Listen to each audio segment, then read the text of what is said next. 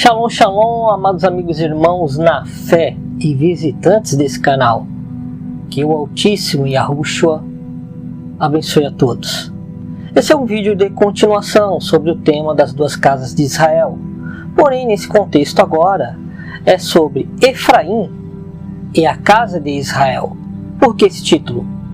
Para mostrar que o Eterno também chama de Efraim, ou casa de Efraim, referente à casa de Israel também. Então, para entendermos, vamos ler na Escritura. Eu vou usar a Bíblia de João Ferreira de Almeida, revista corrigida. E no capítulo 37 do livro de Ezequiel, no versículo 19, nós temos o seguinte. Eu vou ler só esse versículo para entendermos esse estudo com esse título, Efraim e a casa de Israel. Tu lhes dirás, assim diz o Senhor Jeová, é como está aqui, porém é o Yahu, aquele que era e será, ou aquele que foi e será, como temos lá no livro de Apocalipse, aquele que era, é e há de vir. Então temos a conjugação do nome do Eterno, e aqui está como Senhor Jeová, porém sabemos que não é o nome correto do Salvador ou do Criador, o nosso Pai Celestial. Aí ele continua dizendo, ele fala isso para o profeta Ezequiel, profetizar e dizer, tu lhes dirás, assim diz o Senhor Jeová, assim diz o Eterno Yahu, para que fique mais claro, eis que eu tomarei a vara de José, ou de Yahusef, Yosef, no hebraico moderno, que esteve na mão de Efraim. Sabemos que José teve dois filhos no Egito, chamados Manassés e Efraim. Porém, neste tempo aqui, Efraim já é uma grande tribo. Por isso que ele fala, eis que eu tomaria a vara de José, que esteve na mão de Efraim. Porque a autoridade que estava na mão de José passou a Efraim, o filho mais novo de José. Depois vamos ver por que isso. E as das tribos de Israel, suas companheiras, e as ajuntarei à vara de Judá. Então temos que Judá, ou a tribo de Yahudá, também tem uma vara no sentido de cajado, de autoridade, de uma missão. Eles também possuem a bênção da primogenitura. Então temos que, como ele disse aqui, ele ajuntará tanto a vara de Efraim e das tribos de Israel, suas companheiras. Então quando ele diz a vara de Efraim e das tribos de Israel, suas companheiras, ele está dizendo que é uma autoridade só que estava na mão de Efraim, um cajado, representando a casa de Israel, aquelas 10 tribos da casa de Israel, como vimos no vídeo anterior, representando no cajado ou na autoridade que estava na mão de Efraim, ou da tribo de Efraim, que passou de José a Efraim. Mas por que passou de José a Efraim? Vamos concluir o versículo. E farei delas uma só vara, e elas se farão uma só na minha mão. Ou seja, de 2 cetros passará a ser um cetro só, um cajado só, uma vara só, na mão do Eterno. Por que do Eterno? Porque é Ele que reinará com vara de ferro através do nosso amado Salvador, o Mashiach, como está lá no livro de Apocalipse, que vamos ler daqui a pouco. Mas vamos ver esse contexto aqui de Efraim. Vejam que ele está chamando Efraim, ou a vara de Efraim, de casa de Israel também. Então por que eu estou trazendo mais essa continuação? Porque vamos ver na Bíblia, no Tanar, que é a Bíblia completa, Antigo e Novo Testamento, para os judeus que não aceitaram o Messias, o Cristo de Nazaré, como alguns conhecem, eles só usam o Tanar, que quer dizer que é a Bíblia completa, mas para eles é só o Antigo Testamento. Então quando eu falar Tanar, não estou me referindo somente ao Antigo Testamento, porque cremos no Mashiach de Nazaré. Então quando eu falar Tanar, é a Bíblia completa. Tanto os livros do Antigo Testamento como os livros do Novo Testamento, tá bom? Então, como vimos no estudo anterior, houve uma divisão em Israel. Era somente uma casa e depois passou a ter duas casas. Por causa de quê? Da idolatria. Lembram o que vimos? A idolatria foi o foco, o problema, a abominação, o pecado que trouxe a divisão das duas casas. Nem todos os israelitas estavam consentindo com a idolatria de Salomão e suas mulheres. No entanto, a divisão veio, o juízo do Eterno veio, porque nem todos os israelitas consentiram com aquilo. Então houve a divisão das duas casas, embora a casa de Israel tenha pecado também com a idolatria, com o próprio Jeroboão, que foi o primeiro rei da casa de Israel. Então temos que, em várias passagens, o Eterno vai chamar a casa de Israel de Efraim. Mas por quê? Antes de vermos por quê, olhem aqui para essas duas fotos aqui no computador. Quando ele diz no versículo 19: Tu lhes dirás, assim diz o Senhor Jeová. Eu vou ler como está aqui na revista corrigida. Eis que eu tomarei a vara de José que esteve na mão de Efraim e das tribos de Israel, suas companheiras, e as ajuntarei à vara de Judá. Aqui temos duas varas, dois pedaços de pau de madeira, tá? Então, é uma autoridade, um cajado que estava sobre a tribo de Efraim, porque o Eterno profetizou sobre Efraim, é o que vamos ver mais adiante, e também profetizou sobre Judá, que Judá jamais perderia sua autoridade. No entanto, foi a tribo de Judá que ficou responsável pelo Reino do Sul, juntamente com a tribo menor, a tribo de Benjamim. Então temos que ele promete que essas duas autoridades que tinham sido divididas, a casa de Efraim representando a casa de Israel e a casa de Judá, ele prometeu que ele uniria esses dois pedaços de pau e os transformaria em um pedaço de pau somente. Vejam aqui na direita, isso aqui é somente uma ilustração. Então aqui temos como se fosse dois pedaços de pau mesmo, sendo transformado em uma vara só, em um cajado só. Eles colocam aqui essa forma de arte para lembrar do nome de Israel, ou Israel, que começa com a letra, de uma forma transliterada, Y ou I, né? No hebraico seria Yud.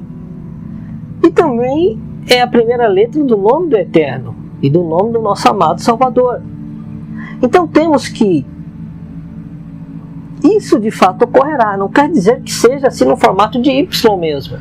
Pode ser realmente no formato vertical somente. Mas é só uma ilustração, é algo simbólico, para que vocês entendam. Então temos que essa autoridade que estava sobre Efraim e Judá, ele vai unir, ele dividiu e vai unir, e depois será um cajado só na sua mão. Israel voltará a ser um só e não mais duas casas de Israel. Por quê? Vamos ler por quê, mas antes vamos confirmar aquela passagem de onde surgiu esse termo Efraim, porque quem for ler a Bíblia e não conhece sobre as duas casas de Israel, vai encontrar às vezes profecias para a casa de Israel e às vezes profecias para a casa de Efraim, ou a tribo de Efraim, ou Efraim como povo. Então vamos agora lá no livro de Bereshit, no início. No grego é mais conhecido como Gênesis. No capítulo 48, nós vamos ver quando Jacó abençoou os filhos de José, de Yahusef, ou Iosef, como está no hebraico moderno. E no capítulo 48, versículos 18 e 19, está assim: E José disse a seu pai: Não assim, meu pai, porque este é o primogênito, põe a tua mão direita sobre a sua cabeça. Mas seu pai o recusou e disse: Eu sei, filho meu, eu sei, também ele será um povo, e também ele será grande, contudo seu irmão menor será maior que ele, e a sua semente será uma multidão de nações.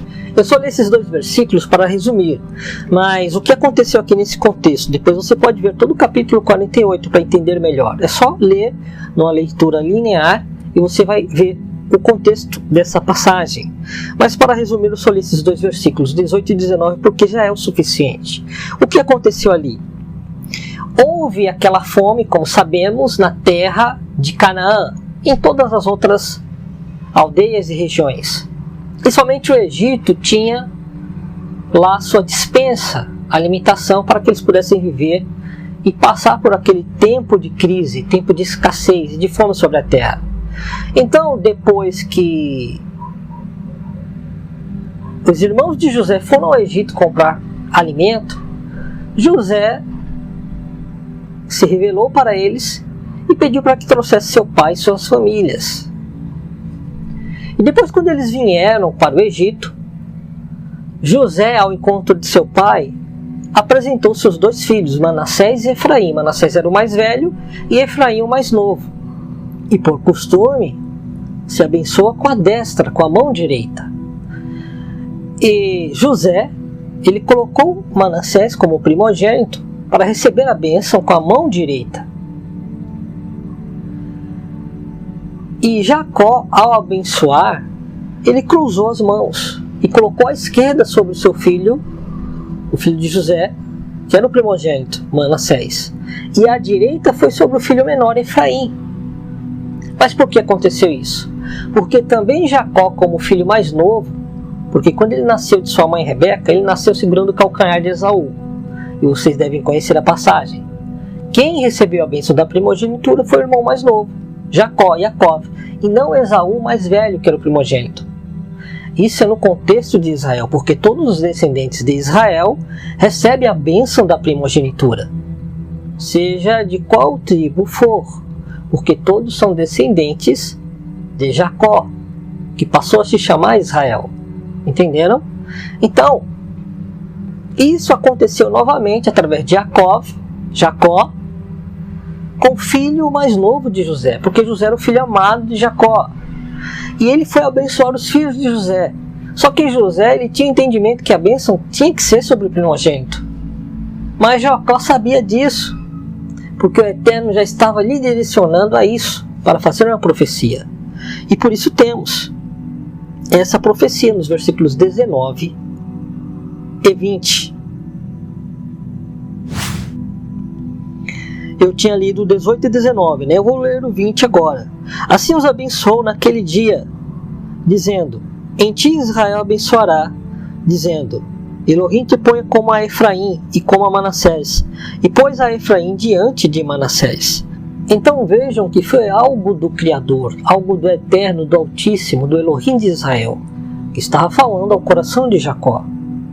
Tanto que no versículo 19, no final, ele falou sobre Efraim, que a sua semente seria uma multidão de nações. Então temos aí um mistério. Não é mais só a nação de Israel, mas uma multidão de nações. Entenderam? O cajado, a autoridade na mão de Efraim. Uma multidão de nações. Então, neste contexto aqui dessa profecia, Israel ainda não tinha sido dividido. Porém, o Eterno já tinha revelado a Jacó que Efraim seria uma multidão de nações. Então, por isso temos, depois da divisão das 2 tribos, que o Eterno, em sua onisciência, já tinha enxergado tudo isso. Por isso, colocou no coração de Jacó para que ele profetizasse assim. E depois, no decorrer da história, temos a divisão de Israel em 2 casas. As 2 casas de Israel. Assunto que está começando a ser conhecido agora, porque anteriormente, alguns anos atrás, era muito pouco conhecido, e agora que está sendo mais conhecido. Porém, muitos ainda desconhecem essa profecia. Não é a principal profecia de toda a Bíblia, mas é uma das principais profecias que o Eterno fez sobre o seu povo. No entanto, o tema, as 2 casas de Israel. E nesse título, Efraim é a casa de Israel. Por quê?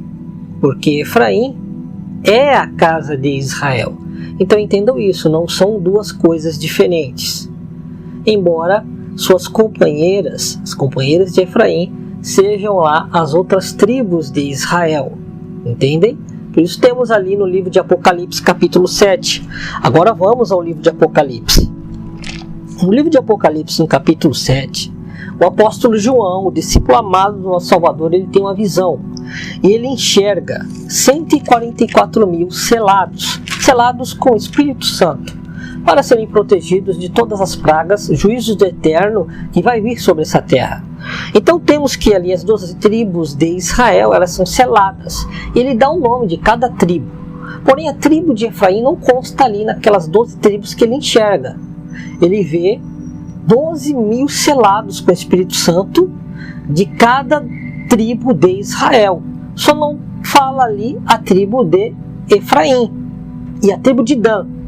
Depois, em outro vídeo, eu vou falar sobre a tribo de Dan. A tribo de Dan não está ali no contexto de Apocalipse porque ela pecou com a idolatria a um nível assim que o Eterno acabou banindo aquela tribo dessa lista aqui do livro de Apocalipse. Por isso não temos a tribo de Dan. E sim, temos ali a tribo de Manassés, no lugar da tribo de Dan, que é o primogênito de José. Temos 12 mil selados.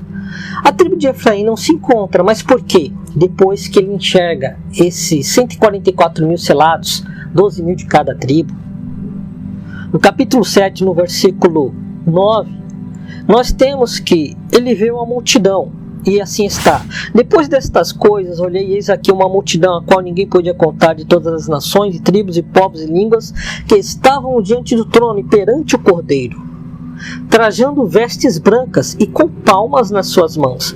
Então temos aqui que ele enxerga uma grande multidão depois daqueles 144 mil. Essa grande multidão, ela está selada também.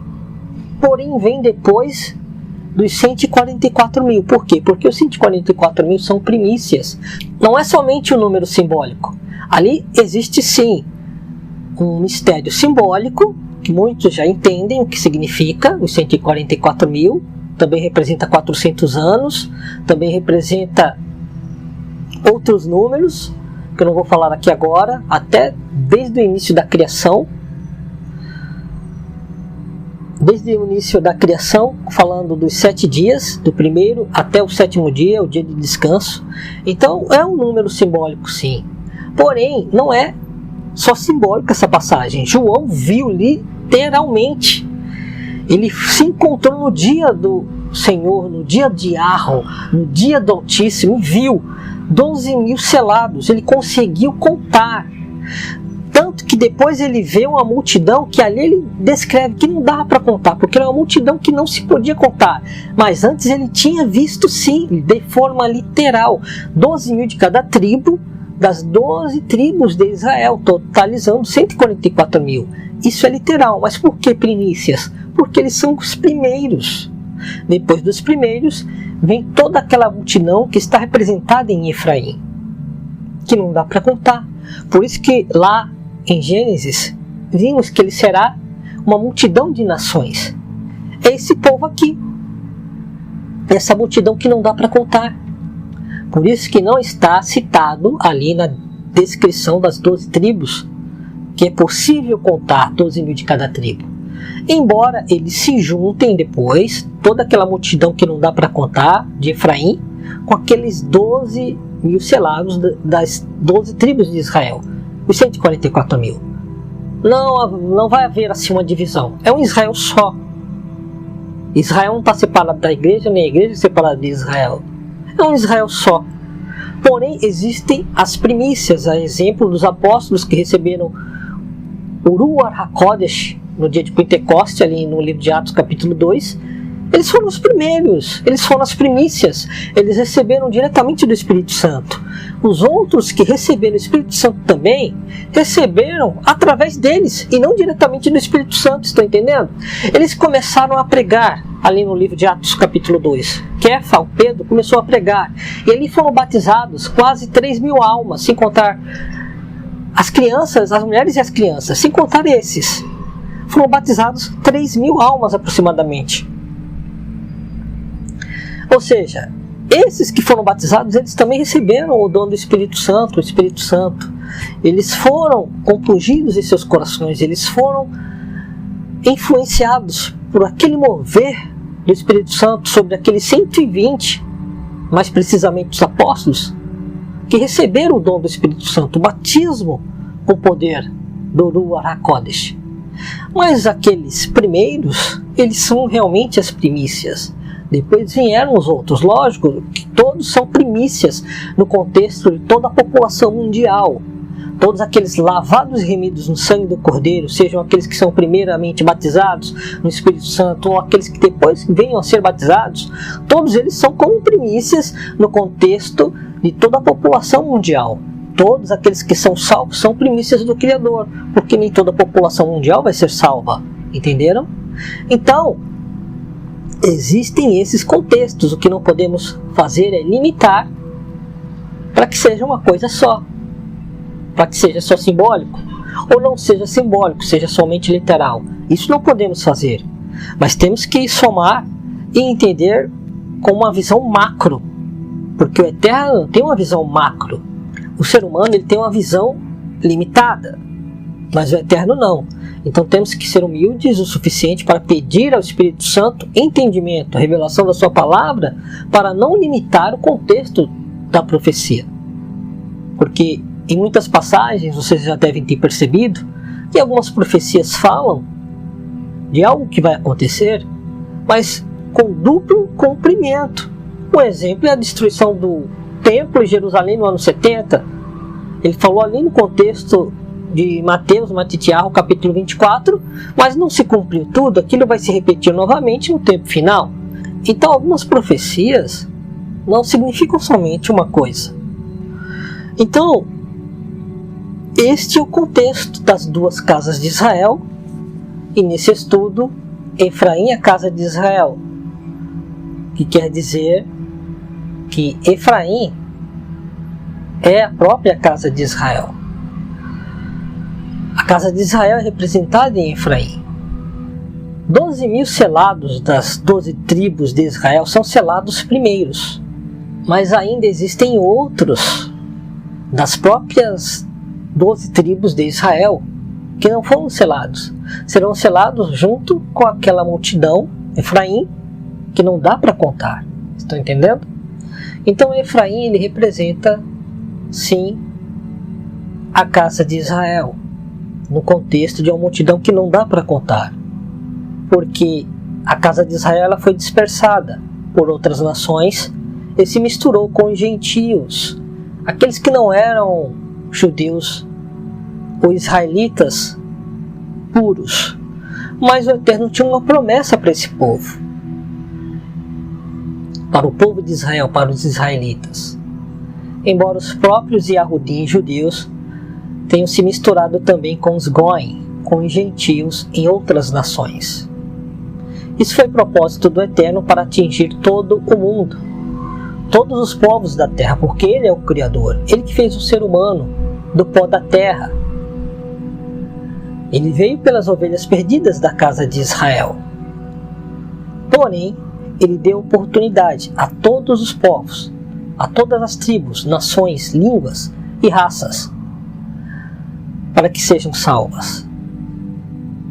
Para que cada um, independente da sua raça, seja salvo.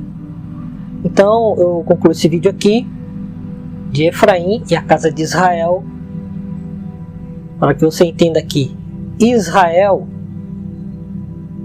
não é somente os judeus, ou a tribo de Judá. Então que Yahushua siga abençoando a todos e até o próximo estudo.